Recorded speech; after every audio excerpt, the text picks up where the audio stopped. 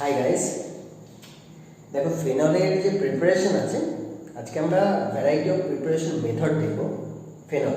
ঠিক আছে, তার আগে তোমরা বলো যে ফেনলের প্রিপারেশন কীভাবে হতে পারে। যেরকম একটা আমি তোমাদের একটু হিন্ট দিয়ে দিচ্ছি। ধরো ফেনল মানে একটা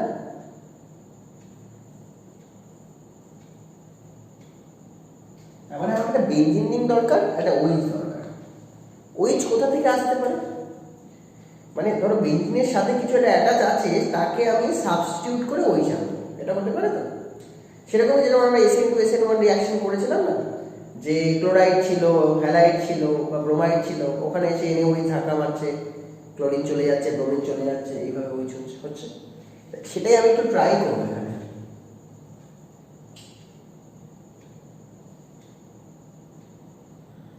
ক্লোরিন নিলাম, মানে ক্লোরোবেঞ্জিন নিলাম, নিয়ে আমি এরকম NaOH দিয়ে দিলাম। তাতে কি হলো, ক্লোরিনটা ডেল্টা নেগেটিভ, কার্বনটা হয়ে গেল ডেল্টা পজিটিভ, তাহলে Na প্লাস আর OH মাইনাস, তাই তো। তাহলে এই কি করবে, OH মাইনাসটা এখান থেকে ব্যাক সাইডে যাবে, গিয়ে কার্বন এখানে ধাক্কা মারবে। তাহলে ক্লোরিনের সাথে যে বন্ডটা আছে, বন্ড শুদ্ধ ক্লোরিন বাইরে বেরিয়ে যাবে। তাহলে এটা NaOH হয়ে গেল, আর ওখান থেকে ক্লোরিন তৈরি হয়ে গেল, N এর সাথে Cl হবে, তাই না? এটাই তো হওয়া উচিত একদম। কিন্তু এটা পুরোপুরি ভুল। এটা যদি করে আসো 0 দেবে। কেন? তার লজিক আছে। তোমাদের বোর্ডে যে কোশ্চেনটা হয় সেটা হচ্ছে কেন, why chlorobenzene cannot be hydrolysed to phenol. ক্লোরোবেঞ্জিনকে NaOH দিয়ে হাইড্রোলাইজ কেন করা যায় না? কোশ্চেনটা ঘুরিয়ে আসতে পারে এরকম, why substitution reaction does not take place in chlorobenzene. কেন এটা হয় না? এই রিয়াকশনটা হয় না, ঠিক আছে, বড় করে ক্রস দিয়ে রাখতে, এই রিয়াকশনটা হয় না। কেন হয় না তার রিজন আমাদের দিতে হবে। দুটো রিজন হয়, একটা SN1 কেন হয় না সেটার একটা রিজন দিতে হবে, একটা SN2 কেন হয় না তার একটা রিজন দিতে লাগবে। তার আগে আমাদের একটু মনে করে নিতে হবে যে SN1 রিয়াকশনটা কি ছিল, তাই তো। SN1 রিয়াকশনটা কিরকম ছিল, সাবস্টিটিউশন রিয়াকশন আমি একটুখানি মনে করিয়ে দিচ্ছি তোমাদের। SN1 রিয়াকশনটি কিরকম ছিল, একটা কার্বন, তার সাথে একটা লিভিং গ্রুপ থাকবে, এই হাইড্রোজেন, এই বিআর CH3 দিলাম, CH3 C2H5, এই হচ্ছে আমার একটা কম্পাউন্ড। এই কম্পাউন্ডটা প্রথমে স্লোয়েস্ট স্টেপে কি করবে, ডেল্টা নেগেটিভ ক্লোরিনে কার্বন ডেল্টা পজিটিভ।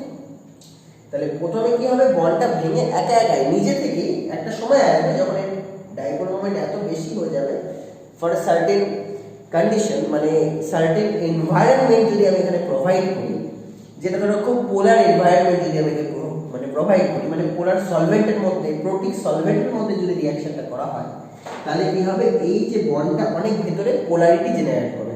যেরকম এনভায়রনমেন্টে মানুষ যেভাবে বিহেভ করে আর কি, একটা এনভায়রনমেন্টে এক একটা সিচুয়েশনে আমাদের যে বিহেভিয়ার সেটা চেঞ্জ হতে থাকে, তাই তো। সেরকমই সিচুয়েশনটা, মানে ওই এনভায়রনমেন্টটাকে যদি আমি পোলার করে দিই, কিংবা তুমি বলতে পারো এনভায়রনমেন্টটাকে আমি পোলারের সাথে সাথে প্রোটিক করে দিই, তাহলে কি হবে, এই বন্ডের ভেতরে একটা পোলারিটি জেনারেট করবে এবং বন্ডটা ব্রেক করে দেবে। বন্ডটা যদি ব্রেক করে বাইরে বেরিয়ে যায়, তাহলে যেটা জেনারেট করবে সেটা একটু দেখো। তাহলে জেনারেট করবে এইটা, সি থাকবে, তার সাথে হাইড্রোজেন থাকবে, তাহলে হাইড্রোজেন থাকলো, CH3 থাকলো, আর C2H5 থাকলো। যেহেতু কার্বন সেটা ডোনেট করে দিচ্ছে, তাহলে কার্বনের মধ্যে একটা পজিটিভ চার্জ জেনারেট করবে, ক্লোরিন তো বেরিয়ে চলে গেছে। এবার আমাদের কি কাজ, এবার আমাদের যেটা কাজ সেটা হয় দুটো হয়, এখান থেকে দুটো পাথ হয়ে চলে আসে, বুঝিয়ে দিচ্ছি। এখান থেকে একটা করে দিলাম, এখান থেকে একটা করে দিলাম, কি হয়, এবার NaOH এর যে OH মাইনাসটা আছে, সেই OH মাইনাসটা আসে, যদি আমি NaOH এর সাথে রিঅ্যাক্টটা করাই, তাহলে NaOH এর যে OH মাইনাস আছে সেটা দু রকম ভাবে অ্যাটাক করতে পারে। দেখো, এই যে বন্ডের C2H5 যেটা ছিল সেটা অ্যাবাভ দ্য প্লেন ছিল, তাই না? আমরা ওভাবে ড্র করার চেষ্টা করি। C2H5 যেটা ছিল এটা অ্যাবাভ দ্য প্লেন ছিল, মানে এটা ফ্রন্টে আছে, C2H5টা প্লেনের ফ্রন্টে আছে। খুব শান্ত করে বোঝো কিন্তু, হ্যাঁ, খুব মজার জিনিস এটা। আর এই CH3 যেটা আছে সেটা বিলো দ্য প্লেন আছে, এরকম অবস্থা আছে। এটা মডেল থাকলে খুব ভালো হতো। আমি হাত দিয়ে বুঝিয়ে দিচ্ছি যে এই যে এটাকে আমি এরকম প্লেনে রাখতে পারতাম, প্লেনে রাখিনি, আমি এরকম ভাবে রেখেছি, ভার্টিক্যালি রেখেছি এরকম ভাবে। তাহলে এটাকে এরকম ভাবে রাখা আছে, এরকম ভাবে রাখা আছে, এরকম। তাহলে ওই ব্যাক সাইড দিয়ে অ্যাটাক করতে পারে আমাকে, ফ্রন্ট সাইড দিয়ে অ্যাটাক করতে পারে। দুটো পসিবিলিটি আছে, ও ব্যাক সাইডে মানে রাইট হ্যান্ড সাইড দিয়ে অ্যাটাক করতে পারে, লেফট হ্যান্ড সাইড দিয়ে অ্যাটাক করতে পারে। তাহলে আমি দেখিয়ে দিচ্ছি, যদি এই ওয়েজ মাইনাসটা একে এইভাবে রাইট হ্যান্ড সাইড দিয়ে অ্যাটাক করে তাহলে প্রোডাক্ট কি হবে, তাহলে প্রোডাক্টটা এরকম হবে, দেখো এখানে করে দিই। তাহলে এই সি হবে, ওয়েজটা রাইট হ্যান্ড সাইড দিয়ে আসবে, হাইড্রোজেনটা হালকা ওদিকে সরে যাবে, সিএসসিটাও হালকা এদিকে সরে যাবে, আর সিটুয়েশনটা হালকা এদিকে সরে যাবে। আর যদি এই অ্যাটাকটাই আমি লেফট হ্যান্ড সাইড থেকে করি কম্পাউন্ডে, তাহলে ওয়েজটা কোথায় অ্যাটাচ হয়ে যাবে, ওয়েজটা লেফট হ্যান্ড সাইডে অ্যাটাচ হবে, কার্বনটা থাকবে, হাইড্রোজেনটা ওইদিকে সরে যাবে, সিএসসিটা এদিকে সরে যাবে, আর সিটুয়েশন যেটা আছে সেটা এদিকে সরে যাবে। এই হচ্ছে SN1 রিঅ্যাকশনের পুরো মেকানিজম। প্রথম স্টেপটা খুব স্লো হয়, খুবই স্লো। কেন স্লো হয় নিশ্চয়ই বুঝতে পারছো, একটা বন্ড ব্রেক করে কার্বোক্যাটায়ন ফর্ম করছে, এর অক্টেট ফুলফিল আছে, তাই না? এই মলিকুলটা কিন্তু অক্টেট ফুলফিল আছে, কিন্তু এই মলিকুলটার অক্টেট ফুলফিল নেই, তাহলে এই মলিকুল থেকে কখনই এই মলিকুলের দিকেও যেতে চাইবে না। তাই জন্য এই স্টেপটা খুব স্লো হয়, এবং এই স্টেপটাকে আমরা রেট ডিটারমাইনিং স্টেপ বলি। রেট ডিটারমাইনিং স্টেপ বলি মানে মেইনলি রেটটা ডিপেন্ড করছে এই স্টেপের উপর। দুটো স্টেপে রিঅ্যাকশন হচ্ছে, কিন্তু মেইনলি রেটটা ডিপেন্ড করছে এই স্টেপের উপর। আর দেখো এই স্টেপে বাইরের কোনো নিউক্লিওফাইলের কিন্তু কোনো এখানে কোনো ফাংশন নেই, যা হচ্ছে একা একা করছে, তাহলে ইউনিমলিকুলার রিঅ্যাকশন হচ্ছে, তাই তো? স্লো স্টেপটাকে আমরা বলি রেট ডিটারমাইনিং স্টেপ। রেটটা ডিপেন্ড করছে মেইনলি এই স্টেপের উপর।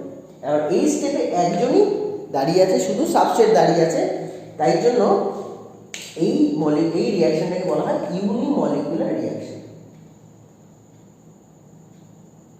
ইউনিমলিকুলার রিঅ্যাকশনের জন্য নিউক্লিওফিলিক সাবস্টিটিউশন, লাস্টে তো নিউক্লিওফাইল আসছে, কিন্তু ওই স্টেপের উপর রেট ডিপেন্ড করে না, ওই স্টেপটা খুব ফাস্ট হয়। কেন? দেখো এটা একটা অক্টেট ফুলফিল জায়গা না, এটা একটা ডেফিশিয়েন্ট, ইলেকট্রন ডেফিশিয়েন্ট কম্পাউন্ড, আর এই কম্পাউন্ডটা অক্টেট ফুলফিল করে বসে আছে, তাহলে অবশ্যই এটা স্টেবল। তাহলে এখান থেকে চট করে এখানে চলে আসতে চাইবে, তাই এই যে সেকেন্ড স্টেপটা সেটা ফাস্ট হবে, ফাস্ট হবে।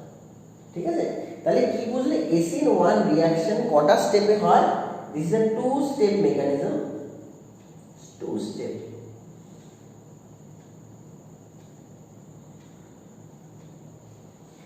এবং এখানে কটা মলিকুল কাজে লাগছে? এখানে একটা মলিকুল কিন্তু পার্টিসিপেট করছে, মেইনলি যেটা রেটটা যার উপর ডিপেন্ড করে সেখানে একটা মলিকুল পার্টিসিপেট করছে, আর একটা নিউক্লিওফাইল আছে। আর ওভারঅল রিঅ্যাকশনে কি হচ্ছে? Chlorine is substituted by OH group. তাহলে ওভারঅল রিঅ্যাকশন একটা substitution reaction which is occurred by the addition of nucleophile. That's why the total reaction name is unimolecular nucleophilic substitution. Clear? তাই এটাকে যদি আমি ইনিশিয়াল গুলো নিই, S নিই, A নিই, আর ইউনিমলিকুলারের জন্য 1 নিই, তাহলে কিন্তু ব্যাপারটা এরকম দাঁড়াবে। ঠিক আছে? SN1 reaction. ক্লিয়ার? SN1 কথাটা তাহলে দাঁড়িয়ে আছে এই তিনটে টার্মের উপর, সাবস্টিটিউশন, নিউক্লিওফিলিক, ইউনিমলিকুলার।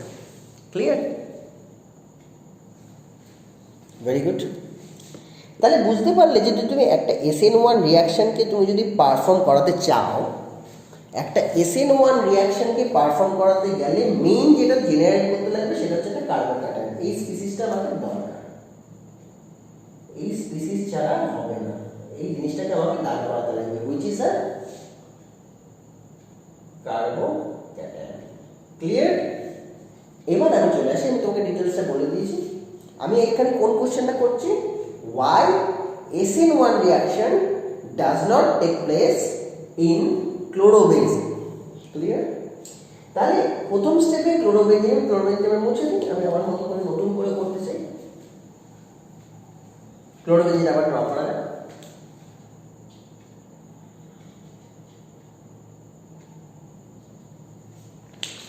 তাহলে ওকে যদি SN1 রিঅ্যাকশন করতে হয় এবং স্লো স্টেপ, ফার্স্ট স্লো স্টেপের জন্য, তাহলে আমাকে কি করতে হবে? ক্লোরিনটাকে ডেল্টা নেগেটিভ যে ক্লোরিন, আর এটা কার্বনটা ডেল্টা পজিটিভ, তাহলে ডেল্টা নেগেটিভ ক্লোরিনটাকে বাইরে নিয়ে যেতে হবে, তাই তো? তারপরে কি এখানে কার্বোক্যাটায়ন জেনারেট করতে লাগবে, তারপরে যে সমস্ত কাজ হবে যদি SN1 হতে হয়। এবার তোমরা ভাবো ক্লোরোবেনজিনে এই বন্ডটাকে উইক না করলে তো তুমি এই ক্লোরিনটাকে বাইরে বার করতে পারবে না। আর এই বন্ডটা উইক হবে তখনই যখন ওর ইলেকট্রন ডেন্সিটি কমে যাবে, অনেক ইলেকট্রন ডেন্সিটি কেউ টেনে নিচ্ছে এবং এনি হোক, তখনই কিন্তু বন্ডটা উইক হবে। কিন্তু যদি ভার্চুয়ালি দেখা যায় মেইনলি ক্লোরোবেনজিনে কি হয় না, এটা তো আমি দেখলাম। তাহলে এমনি ক্লোরোবেনজিনটা একটু ড্র করে ক্লোরোবেনজিনটাকে ড্র করলাম। এবার এই যে রেজোনেন্স আছে, যেটা আমরা ক্লাস 11-এ রেজোনেটিং স্ট্রাকচার পড়েছি, সেই রেজোনেটিং স্ট্রাকচারসগুলো এখানে যদি আমি এখানে পারফর্ম করা তাহলে কিরকম হবে? ক্লোরিনের কাছে লোন পেয়ার থাকে তিনটে, তাহলে বন্ডটা এখানে ফার্স্টে আসবে, তারপরে একটা বন্ড এখান থেকে পাই বন্ড বলে এই কর্নারে চলে আসে। এটা হয়, এটা ক্লাস 11-এর রেজোনেন্সে তোমরা পড়েছো। তাহলে যেটা জেনারেট করবে সেটা হবে এইটা। ক্লোরিন ডোনেট করে দিচ্ছে, তাহলে ক্লোরিনের মাথায় পজিটিভ চার্জ, অ্যাকসেপ্ট করছে তাহলে এর মাথায় নেগেটিভ চার্জ। এবার বাকি আরো চারটে 1 2 আরো তিনটে রেজোনেটিং স্ট্রাকচার আছে, এটা তোমরা করতে পারো, চাইলে করতে পারো। সো আমি আর করছি না, করতে পারো। আমি একটা স্ট্রাকচার থেকে বুঝে গেলাম। কি বুঝে গেল? যে ক্লোরিন আর কার্বনের মধ্যে পার্শিয়াল ডাবল বন্ড ক্যারেক্টার চলে আসছে, এটা ডাবল বন্ড ক্যারেক্টার এর ভেতরে চলে আসছে। তাহলে বন্ডের ইলেকট্রন ডেন্সিটি তো কমছেই না, রাদার ইলেকট্রন ডেন্সিটি, কার্বন আর ক্লোরিনের যে ইলেকট্রন ডেন্সিটি সেটা আরও কি হয়ে যাচ্ছে, ইনক্রিজ করে যাচ্ছে। তাহলে এই বন্ড ভেঙে যে কার্বোক্যাটায়ন জেনারেট করবে সেটা সম্ভব? সেটা সম্ভব না। তাহলে এখানে SN1 রিঅ্যাকশন কোনোভাবেই হবে না, কারণ ফার্স্ট স্টেপটাই প্রহিবিটেড হয়ে যাচ্ছে due to the huge electron density of carbon chlorine bond which is occurred by the resonating structures of chlorobenzene. Clear কোনটা? তাই জন্য SN1 রিঅ্যাকশন হয় না। এবার এটা ডিটেলসে লিখতে হবে, যেভাবে বুঝিয়ে দিলাম এভাবে লিখবে, ঠিক আছে? প্রবলেম হলে আমাকে জিজ্ঞেস করবে। এবার চলে আসে তাহলে SN2 রিঅ্যাকশনটা হতে পারে। SN2 রিঅ্যাকশন দেখো, SN2 রিঅ্যাকশনের ক্লাস অনেকেই করেছো আমার কাছে, তবুও আমি যেহেতু এই কোশ্চেনটা করছি একবার SN2টাও একটু ডিসকাস করে দিই, ঠিক আছে? চলো SN2 রিঅ্যাকশন দেখতে হবে। SN2 রিঅ্যাকশন মেকানিজম দেখতে হবে, ওর অনেকটাই ইজি, SN1 এর থেকে তো অনেক লেস কমপ্লিকেটেড। আরে কম্পাউন্ড ফার্স্টে নিয়ে নিলাম ক্লোরিন,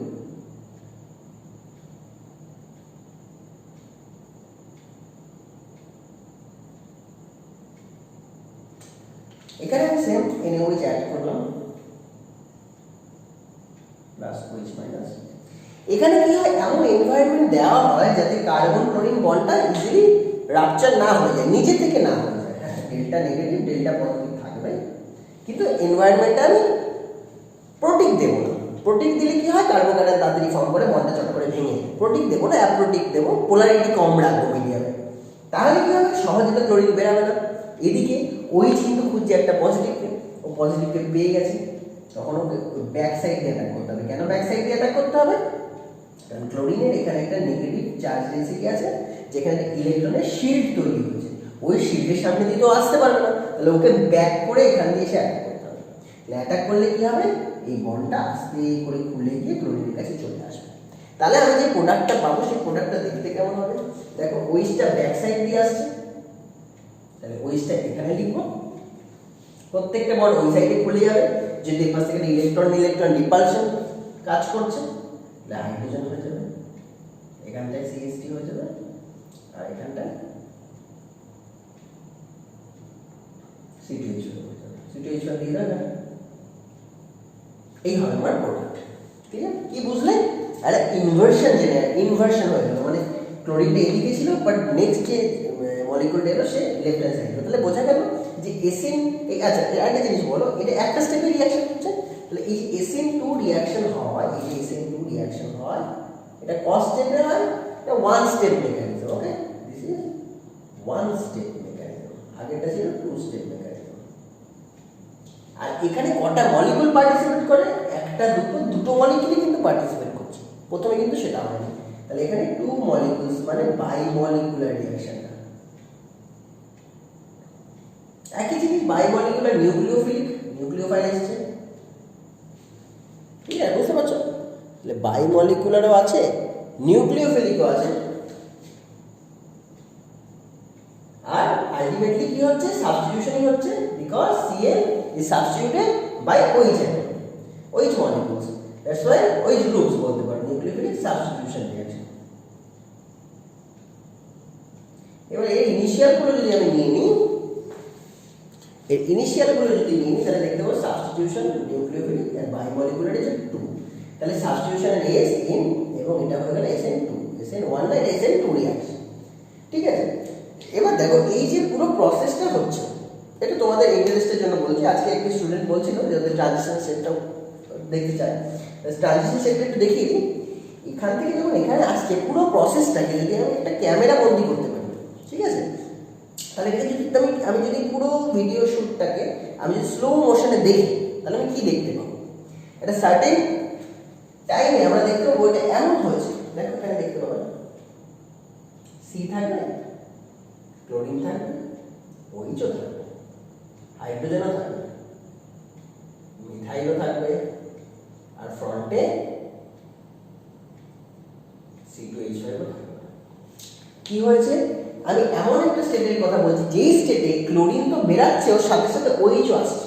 মানে এমন একটা স্টেট থাকবে, এমন একটা টাইম থাকবে যেখানে দুটো জিনিস একসাথে কো এক্সিস্ট করবে। কিরকম?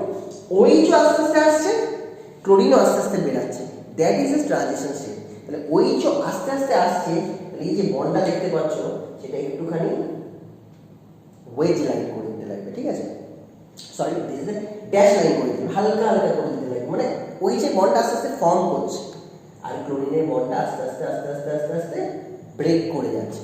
তার মানে একটা ইলেকট্রন ডেনসিটি ইন্ট্রোডিউসড হচ্ছে, তার সাথে সাথে একটা ইলেকট্রন ডেনসিটি বাইরে বেরিয়ে যাচ্ছে। এরকম সময়টাকে আমরা কি বলবো? ট্রানজিশন স্টেট বলবো। ঠিক আছে, এই স্টেটে কি থাকে? পুরো মলিকুলটা কিন্তু নিউট্রাল, আর এই যে OH আসছে ও কিন্তু নেগেটিভ চার্জ নিয়ে আসছে। তাহলে ওভারঅল মলিকুলটার মধ্যে এখন একটা হালকা নেগেটিভ চার্জ তুমি দেখতে পাবে। ক্লিয়ার? ট্রানজিশন স্টেট দিয়ে দিলাম। আর কোথায় কোথায় পার্শিয়াল নেগেটিভ চার্জ আছে? অক্সিজেনের পার্শিয়াল নেগেটিভ চার্জ আছে, ক্লোরিনের পার্শিয়াল নেগেটিভ চার্জ আছে। এই দুটো মিলিয়ে কিন্তু ওভারঅল নেগেটিভ চার্জটা এখানে ক্রিয়েট হচ্ছে। তাহলে এগুলো কিন্তু কোনোটাই সিগমা বন্ড না, এগুলো সব partial bond. Main sigma bond কোনটা? একটা, দুটো, তিনটা। তিনটে সিগমা বন্ড হলে সেই হাইব্রিডেশনকে আমরা কি বলি? sp2 hybridised. তাহলে এই স্টেটটা হলো sp2, আর এখানে হিউজ কনজেশন আছে দেখতে পাচ্ছ, তাই এটাকে ট্রানজিশন স্টেট বলে। এখানে মলিকিউল বেশিক্ষণ দাঁড়াতে পারে না, এটা কোনোদিনই একটা ইন্টারমিডিয়েট না। TS মানে ট্রানজিশন স্টেট, চট করে ওইখান থেকে ছুটে এখানে চলে আসে। মানে যেখানে কি হয়? ক্লোরিনটা পুরোটা বেরিয়ে যায় আর ওয়েস্টটা পুরোটা ইন্ট্রোডিউসড হয়ে যায়। ক্লিয়ার? তাহলে এইভাবে SN2 রিঅ্যাকশন। তাহলে কি বুঝলাম আমি? মডেলটা কি এখানে? মডেলটা এটাই যে SN2 করতে গেলে রিঅ্যাকশনে যে নিউক্লিওফাইল আসবে সেটাকে কম্পাউন্ডের ব্যাক সাইড থেকে অ্যাটাক করতে লাগবে, ব্যাক সাইড। ক্লিয়ার? তাহলে এখানে যদি ক্লোরোবেনজিনের ওপরে যদি সেই SN2 রিঅ্যাকশন হয়, তাহলে ওখানেও তাই হবে। একটু দেখে নিন সেখানে কি সেই পসিবিলিটি আছে কি। ঠিক আছে, তাহলে দরকার নেই, এটা বুঝে গেছো। ট্রানজিশন স্টেটটা তোমরা ভিডিও পজ করে চাইলে লিখে নিতে পারো। তাহলে আমি একটু চলে যাই এবার। ক্লোরোবেনজিনে SN2 যদি হতো তাহলে সেটা কেমন দেখতে হতো। ঠিক আছে, এই হচ্ছে আমার ক্লোরোবেনজিন। এখানে আমি NaOH দিয়ে রাখলাম। তাহলে কি হবে? ব্যাক সাইড দিয়ে অ্যাটাক করবে, তাই তো? কম্পাউন্ডের ব্যাক সাইড দিয়ে অ্যাটাক করবে।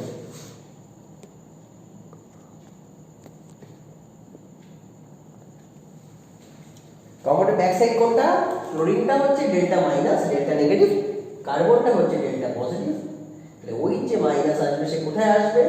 ব্যাক সাইড দিয়ে আসবে, ব্যাক সাইড দিয়ে অ্যাটাক করবে। ভালো করে বোঝো, ব্যাক সাইড মানে কিন্তু phenyl ring. Phenyl ring consists of 3 pi bonds, মানে 6 পাই ইলেকট্রনস। তার মানে বলতে পারো এখানে একটা ইলেকট্রনের সমুদ্র আছে, ocean of electron, plenty of electron density আছে এখানে। ওই ডেনসিটির ভিতর দিয়ে আরেকটা নেগেটিভ চার্জ কোনোদিন আসতে পারে? পারে না। তাহলে নেগেটিভ নেগেটিভ রিপালশন হয়। তাই এই ধরনের রিঅ্যাকশন ব্যাক সাইড দিয়ে কখনো পসিবল না। তাই এখানে SN2 রিঅ্যাকশনও আমি করতে পারবো, এটাও দোষ। এর আগে SN1ও করতে পারিনি, এখন SN2ও করতে পারলাম না। তাহলে এই জন্যই ক্লোরোবেনজিনে কোনোদিন হাইড্রোলাইজড হয় না, কোনোদিন ক্লোরোবেনজিন থেকে আমি ফিনল এত ইজিলি পাবো না। ক্লিয়ার? এই হচ্ছে তোমাদের দুটো কোশ্চেনের অ্যান্সার হয়ে গেল। এবার তাই বলে কি ফেনল কি কোনোদিনই তৈরি হবে না? ফেনল তৈরি হবে। তখন যারা রিসার্চার তারা বারবার করে বিভিন্ন কন্ডিশন অ্যাপ্লাই করে করে দেখেছে, দেখা গেছে একটা কন্ডিশনে ওটা সাকসেসফুল হয়েছে। সেই কন্ডিশনটা কি আমি দেখিয়ে দিচ্ছি। তাহলে SN2টা তোমরা বুঝে নিলে, SN1টাও তোমরা বুঝে নিলে, একসাথে হয়ে গেল। এবার তাহলে আমি আসল জায়গায় আসি। মানে আমাদের ওয়ে আউট। ফেনল তাহলে বানাবো কি করে? ফেনল কি বানাতে পারবো না? ফেনল বানাতে পারবো। ওয়ে আউট এই হচ্ছে আমার ফেনল, সরি এই হচ্ছে আমার ক্লোরোবেঞ্জিন। ওরা দেখছেন, আমি সাইন্টিস্টের নামই বলে দিই, সাইন্টিস্ট হচ্ছেন ডাউ, ডিও ডাউ। উনি দেখলেন NaOH দিয়ে তো কাজ হয়নি, কিন্তু সেই NaOHটাই যদি আমি এই কন্ডিশনে দিয়ে দিই,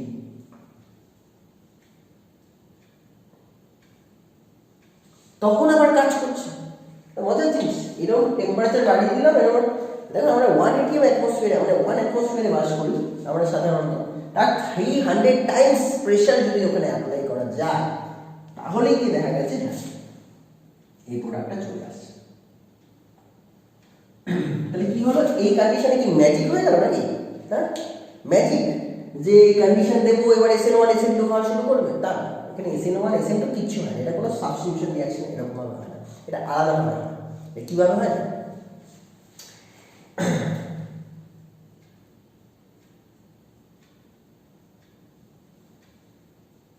দেখো এখানে সব জায়গায় হাইড্রোজেন আছে, আমি একটা হাইড্রোজেন দিয়ে দিলাম।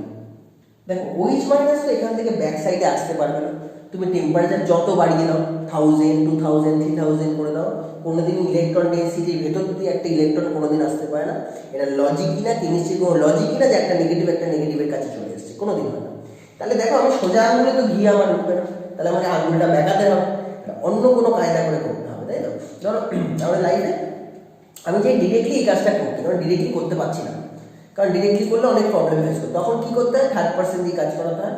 যে আমি বলে দিলাম যে তুই গিয়ে ওকে এটা বলে দে, এটা করতে, ও গিয়ে ওটা করে দেবে, তার মানে কি থার্ড পার্সন দিয়ে কাজটা ঠিক আমি হাসিল করিয়ে দিচ্ছি। এখানেও তাই, ও ডিরেক্টলি ক্লোরিনকে বার করতে পারবে না, ও ওখান থেকে অর্থ পজিশনের হাইড্রোজেনের সাথে একটা বন্ধুত্ব করবে, বলবে যে দেখো ক্লোরিনকে তো আমার বার করতে হবে, কিন্তু তার হেল্প তুমি করবে। কিরকম হবে? আমি তো নিচে যেতে পারবো না, তুমি তোমার ইলেকট্রনটা ওখানে ছুড়ে দাও, তুমি তো ওইখানেই থাকো। মানে এটা বলতে পারো ঘরশত্রু বিভীষণের মতো, রাবণকে রাবণ গিয়ে ডাইরেক্ট মারতে পারবে না, পাশে বিভীষণ আছে, বিভীষণের সাথে একটুখানি বন্ধুত্ব করে নিল, এবার ওই গিয়ে হাইড্রোজেনকে তুলে নেবে। কিরকম?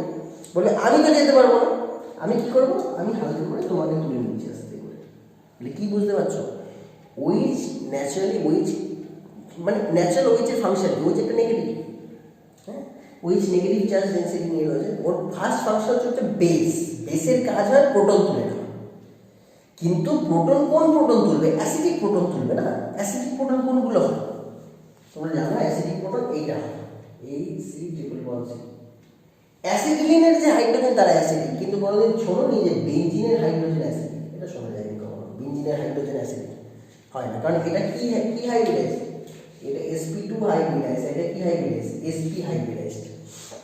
আমরা পড়েছিলাম না ক্লাস 11-এ, যত s ক্যারেক্টার ইনক্রিজ করে তত ইলেকট্রোনেগেটিভিটি ইনক্রিজ করে, তার মানে ইলেকট্রোনেগেটিভিটি ইনক্রিজ করছে।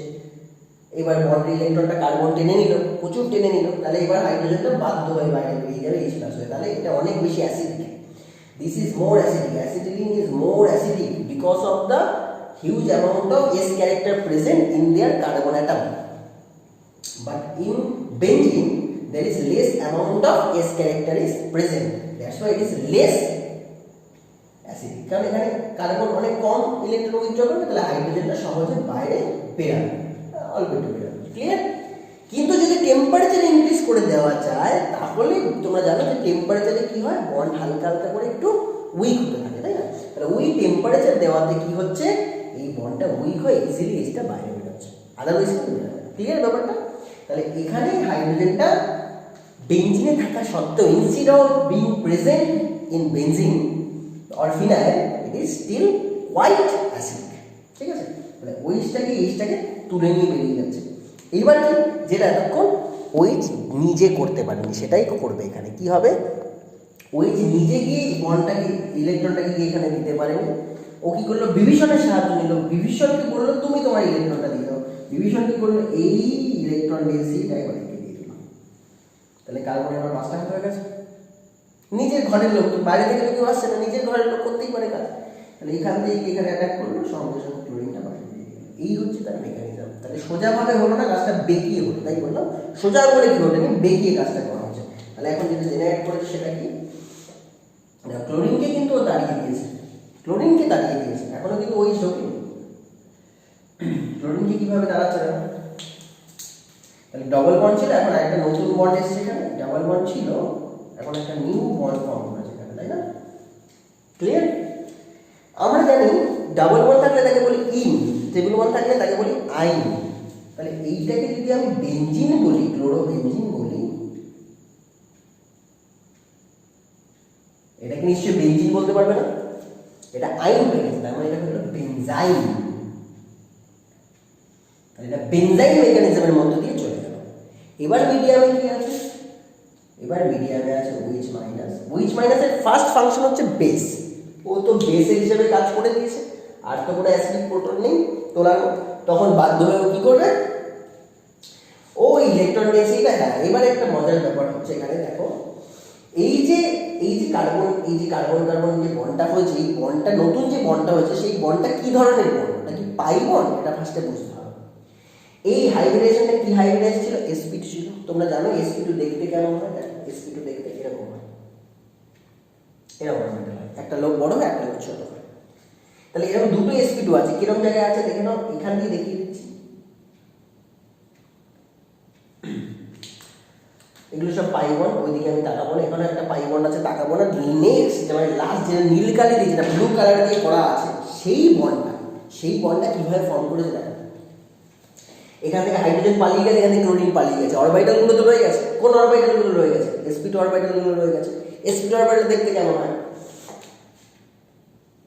এই sp2 অরবিটাল, এই sp2 orbital naturally pi bond কি করে ফর্ম করে দেয়? এই একটা পাই অরবিটাল থাকে, এই একটা পাই অরবিটাল থাকে, এদের মধ্যে প্যারালাল যদি ব্যাপার থাকে তাহলে ওভারল্যাপ হবে, তাই না? তুমি মানে ওভারল্যাপিং কখন হয়? তুমি একটা বাচ্চাকে হাগ করতে যাচ্ছ, তাহলে তুমি কিভাবে ওভারল্যাপ করবে? তাহলে ও আর তোমার সাথে প্যারালাল ব্যাপারটা থাকতে লাগবে, তাহলে হবে হাগ, ঠিক আছে? কিন্তু তুমি যদি অ্যাঙ্গেল ওয়াইজ হয়ে যায় তাহলে কিন্তু হাগ হবে না। এখানেও তাই হচ্ছে। বা তুমি তাহলে এমন ব্যাপার হচ্ছে, তুমি একটা বিশাল বড় এখানে এত বড় একটা হেলমেট পরে আছো, পাশের জন্য এত বড় একটা হেলমেট পরে আছে, তাহলে ওরা কাছে আসতে পারবে, হ্যাক করতে পারবে? পারবে না। এখানেও তাই হচ্ছে। এরকম হচ্ছে দেখো, এখানে একটা বড় লোক, তাদের মধ্যে আবার দেখো নিচের লোকটা ছোট, তবে নিচেরটা তো কাছে আসতে পারছে কিন্তু উপরেরটা কাছে আসতে পারছে না। তারপরে কি ওখানে ধাক্কা লেগে যাচ্ছে, দুটো হেলমেটের মধ্যে ধাক্কা লেগে যাচ্ছে। তারপরে এখানে কোনো যে বন্ডিংটা হচ্ছে খুবই উইক বন্ডিং, খুব উইক এই বন্ডটা মনে হচ্ছে ট্রিপল বন্ড, আইন মনে হচ্ছে, কিন্তু বন্ডটা কিন্তু প্রচণ্ড উইক। এই বন্ডকে জিগেও ভেঙে দিতে পারে। কে ভেঙে দেবে? এই OH মাইনাসে বন্ড ভেঙে দেবে। এই OH মাইনাসে কাছাকাছি তো আসতে না আসতেই বন্ড ব্রেক করে দেবে, ব্রেক করে এখানে ইলেকট্রন ডেন্সিটি চলে যাবে। তাহলে প্রোডাক্ট যেটা তৈরি হবে সেটা কি এখানে করে দিচ্ছি। তাহলে এখানে নিলাম, তাহলে এখানে OH চলে এলো, বন্ডটা এখানে ছিল, আর এখানে নেগেটিভ চার্জ হবে। আমি জানি NaOH নিয়েছি, NaOH কি? NaOH এর সলিউশন হয়, ওয়াটার থাকে, ওয়াটার থেকে H+ নিয়ে নিচ্ছে, এভাবেও বেনজিন জেনারেট করে দিচ্ছে। এটা দেখালাম না, মাইনাস চার্জ হবে অবশ্যই, সে ওয়াটারের H+ কে ধরে নিয়ে এখানে বেনজিন করে দিচ্ছে। মানে আলটিমেটলি বেনজিন জেনারেট করলো কোন সিচুয়েশনে, বুঝতে পেরেছো? এই ড্রাস্টিক সিচুয়েশন, ঠিক আছে? সেটা কোন মেকানিজমের মধ্যে দিয়ে গেল? বেনজাইন ইন্টারমিডিয়েটের ভেতর দিয়ে গেছে, ডিরেক্ট হয়নি, সোজা আঙুলে হয়নি। কি হয়েছে, কিভাবে হয়েছে পুরো বুঝে গেলে, এর ভেতরে যে কারুকার্য আছে বোঝা গেল। আর এই পুরো মেকানিজমটা, এই পুরো substitution, ultimately substitution, chlorine is substituted by OH, এই জন্য এটাকে বলা হয়, এই রিঅ্যাকশনটাকে বলে সিনে সাবস্টিটিউশন। পাশে লিখে রাখ, কাজে লেগে যাবে, সিনে সাবস্টিটিউশন। এইভাবে আমি বেনজিন ফর্ম করতে পারি। এটা ছিল ওয়ান অফ দ্য ওয়ে, ঠিক আছে? আরো কিছু ওয়ে আছে, চলো দেখতে থাকি।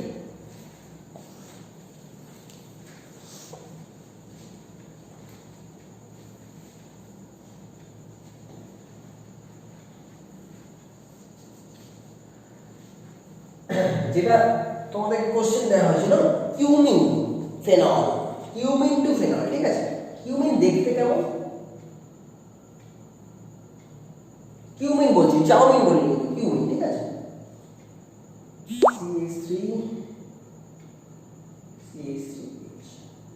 This is cumin. আমি এর আগের ক্লাসগুলোতে বলছিলাম আইসো, বারবার বলছিলাম, দেখো একই কার্বনে দুটো CH3 আছে, মানে এটা আইসো ক্যাটাগরিতে পড়লো, টোটাল নাম্বার অফ কার্বন 3টে, তাহলে এটা আইসো প্রোপাইল হয়ে যাবে, তাই তো? তাহলে এই জায়গাটা হচ্ছে আইসো প্রোপাইল, এটা হচ্ছে বেনজিন, তাহলে এটা হয়ে গেল আইসো প্রোপাইল বেনজিন। এটারই আরেক নাম হচ্ছে CuMe, কিউমিন। ক্লিয়ার? কিভাবে রিঅ্যাকশন হয় দেখো, এর উপরে NaOH দেওয়া হবে in the presence of air. Air বললে বুঝবে না, O2 লিখে দিই। মেইনলি এয়ারে যেটা আমাদের থাকে 78% নাইট্রোজেন থাকে, হুইচ ইজ ইনার্ট। ও তো কোনো কাজ করবে না, ওর কোনো কাজ করার ক্ষমতা নেই, নাইট্রোজেন ইনার্ট। যেটা থাকবে সেটা হচ্ছে বাকি 20% যেটা থাকবে সেটা হচ্ছে অক্সিজেন। তো অক্সিজেন দিয়ে রিঅ্যাক্ট করবে, এয়ার মানে অক্সিজেন। টেম্পারেচার যদি ইউজ করা হয় সেটা 135 অবধি টেনে দিতে হয়, যত টেম্পারেচার দাও ভালো। কোনো কোনো বইতে 100 to 130 লেখা আছে, টেম্পারেচারটা মেনশন করবে। দেখো কি হয়, আমি ফার্স্টেই বলেছি তোমাদের OH এর মেইন ফাংশন হচ্ছে ওটা বেস। বেস মানে কি, ইলেকট্রন ও প্রোটনকে তুলবে। বেস মানে ছেড়ে দেবে ইলেকট্রন, প্রোটনকে তুলে নেবে। মানে প্রোটন খুঁজতে হবে, অ্যাসিডিক প্রোটন কোথায় আছে খুঁজতে হবে।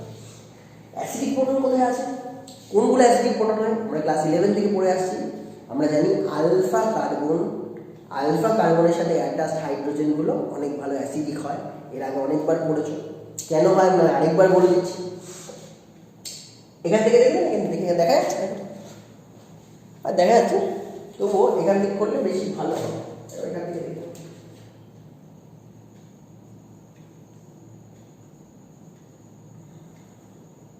এটা আলফা হাইড্রোজেন কোথায়, এই বেনজিন রিং, এটা আলফা কার্বন, এটা আলফা হাইড্রোজেন, একটাই আলফা হাইড্রোজেন আছে।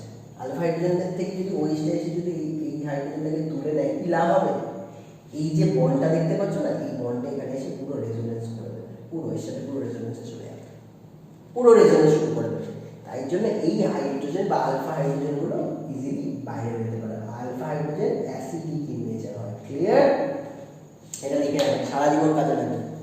তাহলে এই যদি হাইড্রোজেনটাকে তুলে নেয়, কিরকম হয়ে গেল দেখতে, এটা রেজোনেন্স করছে পরের কথা, রেজোনেন্স করে স্টেবিলাইজ হচ্ছে, কিন্তু যদি তুলে নেয় ফার্স্টে কি জেনারেট করবে সেটা, বন্ডটা এসে কার্বনের মাথায় এসে দাঁড়িয়ে থাকবে, পরে সে রেজোনেন্স করলো, বুঝলাম আমি কেন স্টেবল সেটা বোঝার জন্য।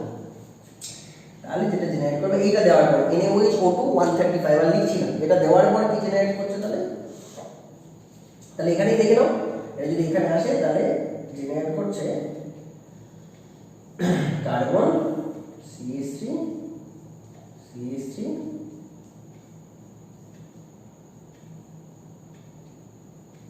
নেগেটিভ। ক্লিয়ার? বোঝা গেছে? আমি জানি এটাই বলতে চাইছি, মানে সহজভাবে ভাবো। আমি এটা একটা বোতল, একটা বোতল আছে, বোতল নর্মাল জলের বোতল, ওসব বোতল না যেটা তুমি ভাবছো, নর্মাল জলের বোতল। এখান থেকে কি হয়েছে, OH মাইনাস আসছে, এসে কি করছে, হাইড্রোজেনকে তুলে নিচ্ছে, হাইড্রোজেনকে তুলে নিচ্ছে। তার মানে বলো বোঝো, এটা এই হাইড্রোজেনটা হচ্ছে বোতলের ছিপি। হ্যাঁ, বোতলের ছিপি, বোতলের ছিপিটাকেও খুলে নিচ্ছে। এবার কি হবে, ওই বোতলে আমি কিছু ভরবো। ক্লিয়ার? বোতলে কি ভরবো দেখো, সেকেন্ড স্টেপে যেটা ইউজ করা হয়, এটা তাহলে ফার্স্ট স্টেপে আমার জেনারেট করেছে। আচ্ছা, এখানে দেখে নিচ্ছি, তাহলে এখানে কি রয়েছে আমার কাছে, O2 রয়েছে, O2 রয়েছে, এই O2 ও ডাবল বন্ড। এই যে নেগেটিভটা রয়েছে, কি করবে, এদিকে অক্সিজেনকে অ্যাড করবে, সঙ্গে সঙ্গে এই বন্ডটা খুলে চলে যাবে এদিকে। ক্লিয়ার? তাহলে কি জেনারেট করছে, এখানে করি, যেটা জেনারেট করছে সেটা এরকম দেখতে।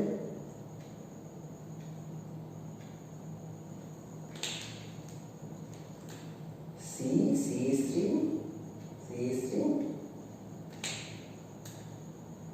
OOH, এটা ব্লু কালারের হবে, এটা রেড হবে, কারণ ইলেকট্রনটা কিন্তু এই কম্পাউন্ডের ইলেকট্রন, ঠিক আছে, আর বাইরে থেকে এই OH। এবার এই ইস্টের তোলো দেখানো, তাই তো? দেখো NaOH আছে, NaOH মানে ওয়াটারের ভেতরে রয়েছে, তার মানে NaOH ওয়াটারের সলিউশন। যখন এটা যাচ্ছে সঙ্গে সঙ্গে ওয়ের মধ্যে এখানে মাইনাস হয়ে যাচ্ছে, মাইনাস মানে একটা প্লাসকে নেবে, ওয়াটারের মধ্যে অনেক H প্লাস থাকে, সেই H প্লাসকেও নিয়ে নেবে। তাহলে আরে বারবার বলছি না, ওয়াটারের থেকে H প্লাস আছে, ঠিক আছে, ওয়াটারের থেকে H প্লাস আছে, ধরে নিয়ে H কে তুলে নিয়ে চলে গেল, তাহলে এখানে OH হলো। ব্যাপারটা কি হলো দেখো, ব্যাপারটা হলো এরকম, এই Hটা ছিল ঢাকনা, ঢাকনাটা খুলে গেল, তার ভেতরে কিছু ঢুকলো, যে ঢুকে গেল ঢাকনাটা বন্ধ করে দিলাম, তাই না? হাইড্রোজেন ঢাকনা, ঢাকনা খুলে গেল, ঢুকলো অক্সিজেন, ঢুকলো, এই অক্সিজেনটা ঢুকলো কোথায়, ঢাকনার এখানে। এইটুকু জিনিস বাইরে থেকে এসছে, ঠিক আছে, এই ওটা বাইরে থেকে এসছে, এটা ঢুকলো, ঢোকার পরে আমি ছিপিটা আবার লাগিয়ে দিলাম, তাহলে এত সহজ ব্যাপার। তাহলে প্রোডাক্টে কি পাওয়া গেল, তোমাদের কিন্তু এইচএস লেভেলে যখন করছো এই সমস্ত কিচ্ছু দরকার নেই। হ্যাঁ, এই যে এই সমস্ত মেকানিজম দেখাচ্ছি, এর আগেও যেটা দেখালাম ডাউ প্রসেস, বেঞ্জাইন প্রসেস, সব আমি জানি কিচ্ছু লাগবে না। কী লাগবে শুধু উপরে লেখাটা লাগবে। এই এনওএইচ দিয়েছো, এর আগেরটা এনওএইচ দিয়েছো 350 ডিগ্রি সেন্টিগ্রেড 300 ATM, এটা লিখবে হয়ে গেল, ডাউ লিখে দেবে, ব্যাস খেলা শেষ। কারণ তোমরা এখন এইচএস লেভেলে আছো। যারা জয়েন দেবে, ভিডিওটা সবার জন্য বানিয়ে দিচ্ছি, যারা জয়েন দেবে তাদের কিন্তু পুরো মেকানিজম লাগবে, তোমরা ভেতর দিয়ে করতে পারো। চলো তাহলে এখানে যেটা হচ্ছে সেটা কি, সিএসসি থাকছে, আচ্ছা ওরকমভাবে যেভাবে ছিল, এখানে যেটা জেনারেট করছে সেটাকে সিএসসি। এবার কি হচ্ছে, ঢাকনা খুলেছে, ঢাকনা খুলে কি এসছে, ও এসছে, আবার এই যে ঢাকনাটা বসিয়ে দাও, কোনো চাপ নেই। ক্লিয়ার? এই কালারগুলো একটু চেঞ্জ করতে হবে, যেটা এই কালারে দেওয়া উচিত সেটা দিয়ে দিলাম, ব্যাস হয়ে গেল। তাহলে দুটো অক্সাইড পাশাপাশি আছে, তাহলে পারক্সাইড বলবো, তার সাথে হাইড্রোজেন আছে, তাই জন্য বলবো হাইড্রোপারক্সাইড। কি হাইড্রোপারক্সাইড? কিউমেনের হাইড্রোপারক্সাইড। That's why this compound is named after cumene hydroperoxide. পরের মেকানিজমটা খুবই সহজ। এর উপর আমি দেবো dilute H2SO4. Temperature must be maintained at 95 degree centigrade. কি হবে? অ্যাসিটোন জেনারেট করবে। এটা একটু বুঝতে হবে, এটা মুখস্থ করতে হবে বাবা, কিছু করার নেই। এখান থেকে অ্যাসিটোন জেনারেট করবে, অ্যাসিটোন জেনারেট করবে। এরকমভাবে কেটে দাও, দরকার পড়ে এরকম কেটে দাও, এরকম কেটে দাও, ঠিক আছে? অ্যাসিটোন জেনারেট করবে। তাহলে অ্যাসিটোন যদি জেনারেট করে তাহলে কম্পাউন্ডগুলো লিখে দিই, কোন কোন কম্পাউন্ড পাওয়া গেল, দেখো তো ভিজিবল হচ্ছে, কালকে দেখা যাচ্ছে।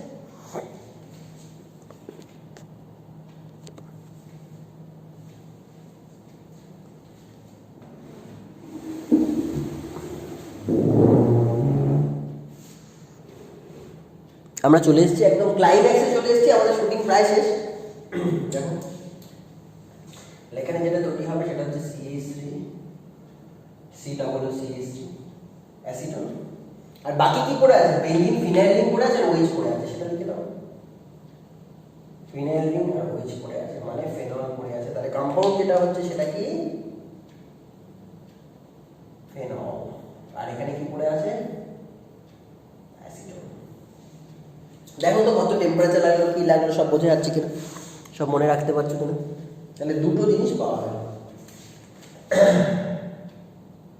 এর আগে আমরা যখন ডাউ প্রসেস করলাম না, ডাউ প্রসেসে কত টেম্পারেচার লেগেছে মনে আছে? 350। আর এটিএম কত লেগেছে? 300। কত খরচার ব্যাপার, বুঝতে পারছো? কিন্তু তবুও আমরা ওটা কেন করি জানো? কারণ ওয়ান স্টেপ, ওয়ান পট সিনথেসিস, মানে ওয়ান স্টেপ, মানে যেরকম খিচুড়ি হয় না, যে একটু ভাত দিয়ে একটু চাল দিয়ে দিলাম, ডাল দিয়ে দিলাম, আর কিছু ভাবতে হবে না, অটোমেটিক্যালি একসাথে খিচুড়ি হয়ে যাবে। তারপরে তুমি যত খুশি, মানে যখন তুমি হিউজ কিছু বানাতে চাইবে না, তখন চাইবে টাইম যেন কম লাগে, ঝামেলা যেন কম থাকে। এই জন্য যখন বাড়িতে প্রচুর লোক চলে আসে না, শর্টে কী করে, খিচুড়ি করে দাও, ব্যাস হয়ে গেল। কেন? এখানেও তাই, ডাউ প্রসেসে ওয়ান স্টেপে হয়, তাই যতই খরচা লাগুক একবারে হয়ে যাচ্ছে তো, ওই জন্য খরচাটাকে আমি ইকোনমিক্যালি ফেভারেবল করে দিতে পারি। কিন্তু এই প্রসেসটাও ইকোনমিক্যালি ফেভারেবল, দুটো স্টেপ হওয়া সত্ত্বেও, এই একটা স্টেপ প্লাস একটা স্টেপ, তবুও কেন ইকোনমিক্যাল ফেভারেবল? এটাও কেন ইন্ডাস্ট্রিয়াল প্রিপারেশন হয়? বিকজ ফেনল তো আমাকে দিচ্ছেই, তার সাথে সাথে আমার আরেকটা অর্গানিক কম্পাউন্ড দিচ্ছে, সেটা হচ্ছে অ্যাসিটোন। তার মানে এই রিয়াকশানে আমার কোনো ওয়েস্টেজ নেই। অন্যান্য রিয়াকশানে অনেক সাইড প্রোডাক্ট ওয়েস্ট হয়ে যায়, যেটা কোনো কাজে লাগে না। আমাদের অ্যাসিটোন হিউজ পরিমাণে, হিউজ অ্যামাউন্টে ল্যাবরেটরিতে লাগে, সলভেন্ট হিসেবে কাজ করে অ্যাসিটোন, ঠিক আছে? ওই জন্য অ্যাসিটোনও দিচ্ছে, সাথে ফেনলও দিচ্ছে। ফেনল কোথায় লাগে? ফেনল ইন্ডাস্ট্রিয়ালি আমাদের লাগে মেডিসিনাল পারপাসে। মেডিসিন ডিরাইভ করতে গেলে ফেনল কম্পাউন্ডটা হচ্ছে ইনিশিয়াল কম্পাউন্ড, ঠিক আছে? ওই জন্য ফেনল কম্পাউন্ডটাও দরকার। ফেনল তো পড়ছি আমরা, ফেনল চ্যাপ্টারে পড়ছি, ফেনল তো দরকারি।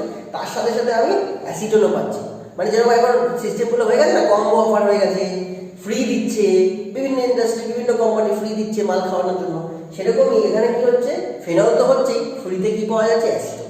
তাই জন্য সাধারণত সমস্ত যারা আছেন, তারা যারা ইন্ডাস্ট্রি লোকজন, তারা চাইবে এই প্রসেসেও কিছু আমার ফেনল তৈরি হোক, তাদের ইকোনমি খুব একটা চাপ পড়বে না ইকোনমির উপর, কারণ আমি একটা সাইড প্রোডাক্ট, একটা ফ্রি জিনিস পাচ্ছি, ঠিক আছে? তাই জন্য এই দুটো প্রসেস খুব important, Dow and cumin phenol.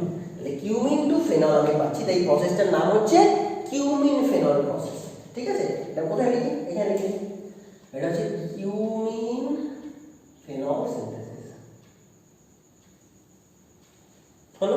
এই দুটো হচ্ছে খুব ইম্পর্টেন্ট। আরেকটা প্রসেস আছে, সেই প্রসেসটাও তোমাদের রয়েছে, একেবারে ফেনল প্রিপারেশন করতে যখন ওটা করে না, একটা ভিডিওতে হয়ে যাবে, একটা লার্জ ভিডিও হয়ে গেল, একটা খুব ইম্পর্টেন্ট, এবং এগুলো তুমি পরীক্ষায় পাবে, এবং গ্যারান্টি কোশ্চেন। এই কোশ্চেন হয় ডাউন দেবে, নাহলে কিউ ফেল করবে, এগুলো গ্যারান্টি কোশ্চেন আসবে, কোনো চাপ নেই।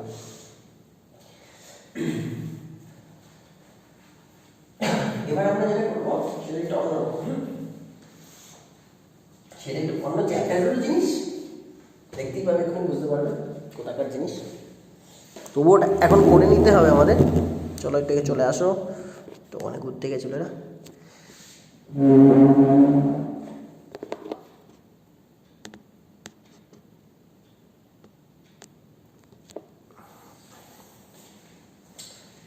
অন্য চ্যাপ্টারে গেলে এটা অ্যামিনস চ্যাপ্টারের মধ্যে চলে গেল। যদিও ফিনাল প্রিপেয়ার করছি, তাহলে দুটো চ্যাপ্টারের এটা জাংশন বলতে পারি আমরা।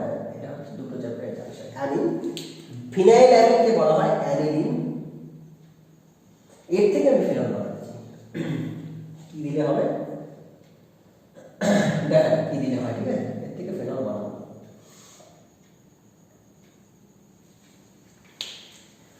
প্রথমে যেটা দিতে হয় সেটা হচ্ছে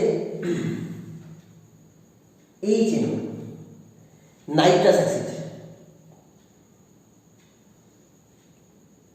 HNO কিভাবে বানাবে? HNO এইভাবে বানাবে, NaNO2 আর তুমি সাথে HCl নিয়ে নাও, 0 to 5 ডিগ্রি সেন্টিগ্রেডটা মেনটেন করবে অবশ্যই। কেন বলে দেওয়া হচ্ছে। NaNO2 HCl কিভাবে রিঅ্যাক্ট করে দেখে নাও। NaNO2 HCl কি হবে? NaCl হয়ে বেরিয়ে যাবে, থাকবে কি HNO2, এই থাকবে। তারপরে NaNO2 HCl না লিখে আমি কি লিখতে পারি? এবার HNO2 লিখতে পারি। ক্লিয়ার? বুঝে গেছো কি করে এটা HNO2 হচ্ছে? HNO2 কিরকম ভাবে লিখলাম? N double bond O OH, দেখো HNO2 হয়ে গেল HNO2 হচ্ছে। কি হয় এই দুটোর মধ্যে রিঅ্যাকশন করলে? এইভাবে ওয়াটার মলিকিউল বাইরে বেরিয়ে আসে একসাথে, ঠিক আছে? ওয়াটার মলিকিউল এখান থেকে বাইরে বেরিয়ে আসে, তাহলে কি জেনারেট করছে?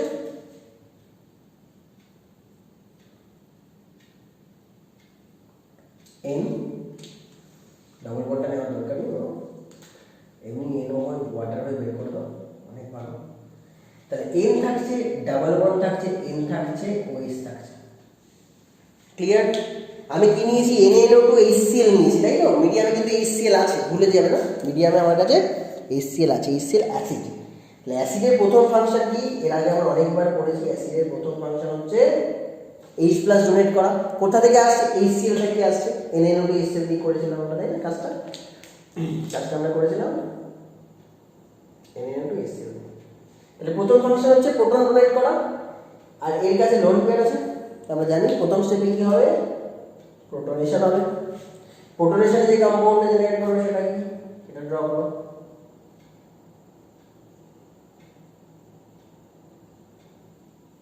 Hydrogen, sorry oxygen electron donate করেছে, তাহলে অক্সিজেনের মধ্যে পজিটিভ চার্জ। এবার কি হয়? এবার নাইট্রোজেন যে লোন পেয়ার আছে, সেই লোন পেয়ারতে কি করে? এই নাইট্রোজেনে ধাক্কা দেয়, তাহলে তো ওয়াটার বেরাবে না, কারণ আমরা জানি প্রোটনেশনের পরের স্টেপ হয় প্রোটনেশন, ঠিক তার পরের স্টেপটা হয় জল বের করে দেওয়া, তারপরে ডিহাইড্রেশন হয়। তাহলে এই লোন পেয়ার দিয়ে নাইট্রোজেন ধাক্কা মেরে দিল, এই ধাক্কা না মারলে ওয়াটারটা ধাক্কা না খেলে তো বাইরে, তাহলে পাচ্ছেন ওয়াটার বেরিয়ে গেল, ডিহাইড্রেশন হয়ে গেল। তাহলে যে কম্পাউন্ডটা জেনারেট করছে সেটা কি? N ট্রিপল বন্ড হয়ে গেছে। N নাইট্রোজেন ডোনেট করেছে, এবং নাইট্রোজেনের মাথায় পজিটিভ। এবার তুমি কি করবে বলো? নাইট্রোজেনের মাথায় পজিটিভ আছে, কাউন্টার আয়ন কোনটা? আমাদের কাউন্টার আয়ন দরকার একটা, হ্যাঁ নেগেটিভ দরকার। NaNO2 HCl থেকে Hটাকে তো আমি ফার্স্ট স্টেপে কাজে লাগিয়েছি, তাহলে Clটা পড়ে আছে, Cl মাইনাসটা পড়ে আছে, Cl মাইনাসটা কাউন্টার আয়ন হিসাবে রেখে দিতে পারো যে কোনো জায়গায়। আয়ন তো এটা প্লাস হয়, যে কোনো জায়গায় এটা মাইনাস হয়, এখানেও দিতে পারো মাইনাস, এখানেও দিতে পারো মাইনাস। তাহলে একবারে যদি লেখা যায় তাহলে কি জেনারেট করছে এখান থেকে? NaNO2 HCl দিলে কি হয়? আমি এখানে করে দিই, উপরে উপরে উপরে দেখে নাও। যদি NaNO2 HCl দিই তাহলে কি হচ্ছে দেখে নাও। If we apply NaNO2 HCl, তাহলে এক্সামে আমার কতটা লাগবে? যারা এইচএস এর জন্যই শুধু ভাবছো তাদের এত কিছু ভাবতে হবে না, তারা চোখ বন্ধ করে মুখস্থ করে দেবে NaNO2 HCl 0 to 5 কি জেনারেট করে? N2 প্লাস, একবার লিখে দিচ্ছি, দুটো N তার মধ্যে plus, N2 plus Cl minus. Clear? কম্পাউন্ডের নাম কি? বেঞ্জিন। নাইট্রোজেনকে বলে অ্যাজো, দুটো নাইট্রোজেনকে বলে ডাইঅ্যাজো, তাহলে বেনজিন ডাইঅ্যাজো। পজিটিভকে বলে নিয়াম, জানি আমরা কার্বনের মাথায় থাকলে কি বলি, কার্বোক্যাটায়নও বলি, কার্বোনিয়ামও বলি, সেরকমই ডায়াজোর সাথে নিয়াম। আর কি আছে, ক্লোরিন আছে, তাহলে বেনজিন ডায়াজোনিয়াম ক্লোরাইড। পুরো কম্পাউন্ডটা কিন্তু বিশাল ইম্পর্টেন্ট কম্পাউন্ড মেডিসিনাল পারপাসে, মানে মেডিসিনাল পারপাস ঠিক না, মেডিসিন ফর্মেশনের জন্য যেরকম ফেনল দরকার সেরকম আমার বেনজিন ডায়াজোনিয়াম ক্লোরাইডও খুব দরকার, বিশাল ইম্পর্টেন্ট। অ্যামিনস চ্যাপ্টারে তো বিশাল ইম্পর্টেন্ট। একটা ঝলক আজকে দেখে নিলে কী করে বেনজিন ডায়াজোনিয়াম ক্লোরাইড ফর্ম হয়। আমি ভিডিওটা করতে রাখছি, এই ভিডিওটা কিন্তু আমি পরে রেফার করে দেবো, যখন এই চ্যাপ্টার পড়া বলবো এই ভিডিওটা আগের দিন পড়ে আসবে, ঠিক আছে, তাহলে বুঝতে পারবে। তাহলে এই বেনজিন ডায়াজোনিয়াম ক্লোরাইড আমি ফর্ম করেছি, এটাই হচ্ছে সেই বেনজিন ডায়াজোনিয়াম ক্লোরাইড। ক্লিয়ার? এইবার ব্যাপারটা হচ্ছে কি, এই বন্ডটা কতটা স্টেবল এটা ডিপেন্ড করবে এনভায়রনমেন্টের উপর। কিরকম দেখো, এইখানে বেনজিন, নাইট্রোজেন তো পজিটিভ, তাহলে নাইট্রোজেন ইলেকট্রন ডেন্সিটি টানছে, বেনজিনের থেকে ইলেকট্রন ডেন্সিটি নিয়ে নেবে, নিয়ে এইভাবে চলে যাবে। তাহলে রেজোনেন্স হলো, রেজোনেন্সে কোনো জিনিস কী হয়, স্টেবিলাইজড হয়। এবং এর যে ফার্স্ট রেজোনেটিং স্ট্রাকচারটা হবে, এর যেটা ফার্স্ট রেজোনেটিং স্ট্রাকচার হবে সেটা দেখতে কেমন হবে দেখো, সেটা দেখতে ঠিক এরকম হবে। রেজোনেন্স, এখানে যে রেজোনেটিং সাইনটা দিতে হয় সেটা দিয়ে দেবো আমি একটু পরে। তাহলে এটা এখানে, এটা এখানে, তোমরা যারা রেজোনেন্স করেছো, নাইট্রোবেনজিন রেজোনেন্স করেছো, ঠিক একই রকমই করছি, ওরকমই দেখতে হবে। কী হয় দেখো, এই জায়গাটা খুব ইম্পর্টেন্ট কিন্তু বোঝো। ডবল বন্ড হয়ে গেল নাইট্রোজেন, এখানেও ডবল বন্ড আছে। এখন পজিটিভ চার্জ কার মাথায় চলে গেছে, এই ডোনেট করেছে, এখানটায় পজিটিভ চার্জ হয়ে গেল, তাহলে এই ডোনেট করেছে, কার্বনটা অ্যাকসেপ্ট করেছে, তাহলে এর মাথায় হয়ে গেল নেগেটিভ চার্জ। আর যেখানে পজিটিভ ছিল অলরেডি সেটা তো ছিল।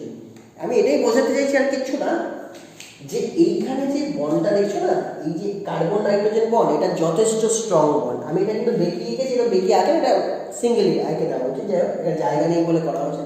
তাহলে এই বন্ডটা কিন্তু যথেষ্ট স্ট্রং, কারণ এখানে আবার পার্শিয়াল ডবল বন্ড ক্যারেক্টার চলে এসেছে। তাই জন্য এই বন্ড চট করে ভাববে, অনেকে ভাবতে পারতে যে স্যার এই যে নাইট্রোজেনটা রয়েছে, এই নাইট্রোজেন তো ফ্রি হয়ে যেতে পারতো, যেরকম ওয়াটার মলিকুল জেনারেট করলে সে চট করে ফ্রি হয়ে যায়, যেরকম এখানে যেখানে ওয়াটার মলিকুল জেনারেট করেছে চট করেও যাচ্ছে, ফ্রি হয়ে যেত। তাহলে তোমাদের মধ্যে কেউ যারা একটু বেশি ট্যালেন্টেড থাকবে জিজ্ঞেস করে ফেলবে ফট করে, স্যার যেরকম ওয়াটার মলিকুল ফ্রি হতে চাইছে, তাহলে আমার এই নাইট্রোজেন মলিকুলটা কেন ফ্রি হবে না? ওরও তো একটা অধিকার আছে, আমিও ফ্রি হয়ে যাব, সেটা কেন হবে না? এই জন্য হবে না, কারণ কার্বন নাইট্রোজেনের মধ্যে একটা রেজোনেন্সের ডাবল বন্ড ক্রিয়েট হয়ে গেছে, তাই জন্য ও কিন্তু বাইরে ফ্রি হয়ে বেড়াতে পারবে না। লজিকটা বোঝা গেছে? তাহলে ওকে আটকে রেখে দেওয়া যাবে এই রেজোনেন্সের জন্য, কিন্তু সেটা কিন্তু বেশিক্ষণের জন্য না, ওটা কিন্তু টেম্পোরারি এফেক্ট, টেম্পোরারি সময়ের জন্য রাখা যাবে। যদি তুমি টেম্পারেচার এই 5 ডিগ্রির ওপরে নিয়ে চলে যাও না, তখন যতই এখানে হালকা ডবল বন্ড থাকুক ও কোনো কাজ করে না, তখন ওই বন্ডও ব্রেক করে যায়। ক্লিয়ার? টেম্পারেচার যখনই বেড়ে যাবে, অ্যাবভ 5 ডিগ্রি হয়ে যাবে, এই বন্ড ব্রেক করে যাবে, তাহলে স্টেবলই হবে না। তাহলে তুমি যদি বেনজিন ডায়াজোনিয়াম ক্লোরাইডকে এখানে, এটা বেনজিন ডায়াজোনিয়াম ক্লোরাইড, এটাকে যদি এখানে রাখতে চাও, আবার লিখে দিচ্ছি, তুমি যদি চাও যে হ্যাঁ বেনজিন ডায়াজোনিয়াম ক্লোরাইড এখানে এক্সিস্ট করুক, তাহলে temperature must be maintained at 0 to 5 degree centigrade, otherwise it will not exist, it will ডিসইন্টিগ্রেট to give free nitrogen molecules. ঠিক আছে? তাহলে আমি এই টেকনিকটাই কাজে লাগাবো। কি করব? আমি এর মধ্যে হালকা একটু ওয়াটার দিয়ে দেবো আর রুম টেম্পারেচার দিয়ে দেবো। 8 মিনিট রুম টেম্পারেচার দিয়ে দেবো। রুম টেম্পারেচার মানে কি 25 অ্যারাউন্ড, তারপরে অ্যাবভ 5-এর থেকে অনেক বেশি, তারপরে নাইট্রোজেন থাকবে না, উড়ে চলে যাবে। নাইট্রোজেন যখনই উড়ে চলে যাবে, ওয়াটারের মধ্যে নেগেটিভ কি আছে দেখো, নাইট্রোজেন যখনই উড়ে চলে যাবে এখানে একটা পজিটিভ চার্জ জেনারেট করবে না বেনজিনের মধ্যে, আমার এর ভিতরে নেগেটিভ কি আছে বলো? ওই চয়েস। তাহলে যখনই নাইট্রোজেন পালিয়ে যাবে, বেনজিনের মাথায় থাকবে পজিটিভ চার্জ, সেখানে ওয়াটার ঢুকে পড়বে, ওয়াটারের নেগেটিভটা ঢুকে পড়বে, মানে ওই ঢুকে পড়বে, তাহলে আমি প্রোডাক্ট পাবো কি?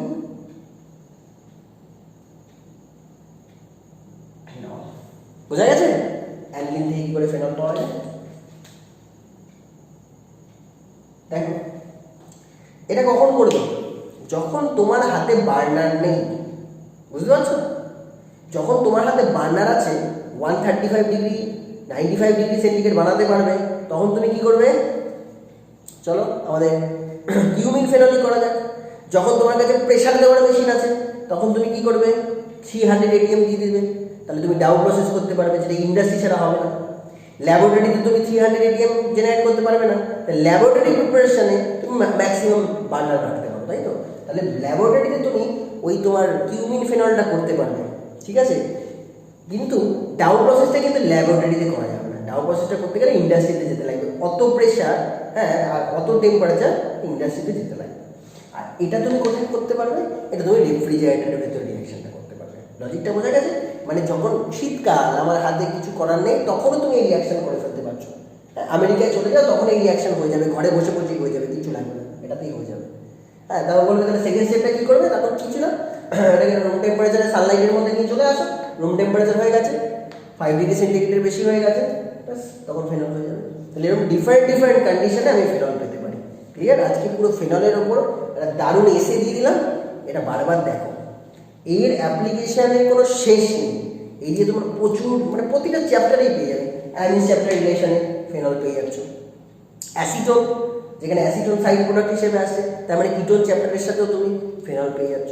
হ্যালোঅ্যালকেন চ্যাপ্টারেও ফেনল পাচ্ছ, কারণ তুমি ক্লোরোবেনজিন থেকে ফেনল পেয়েছো, তাহলে হ্যালোহাইড্রোকার্বনের সাথেও ফেনল পাচ্ছ। তার মানে আজকে আমরা যেটা পড়লাম সেটা প্রায় 4টে চ্যাপ্টারের মিক্সটা। হ্যালোঅ্যালকেন পড়লাম, ওখানে রিলেটেড কোশ্চেন, ফেনল তো আছেই এখানকার সেকেন্ড চ্যাপ্টারে। থার্ড চ্যাপ্টারে অ্যালডিহাইড কিটোন, সেখানেও পাচ্ছি। ফোর্থ চ্যাপ্টারে অ্যামিনস আছে, সেখানেও পাচ্ছি। তার মানে এর সব জায়গায় আছে। এটা দারুণ জিনিস হয়েছে। চলো এনজয় করো ভিডিওটা, আর বেশি কথা বলবো না, অনেক বড় হয়ে গেছে ভিডিও।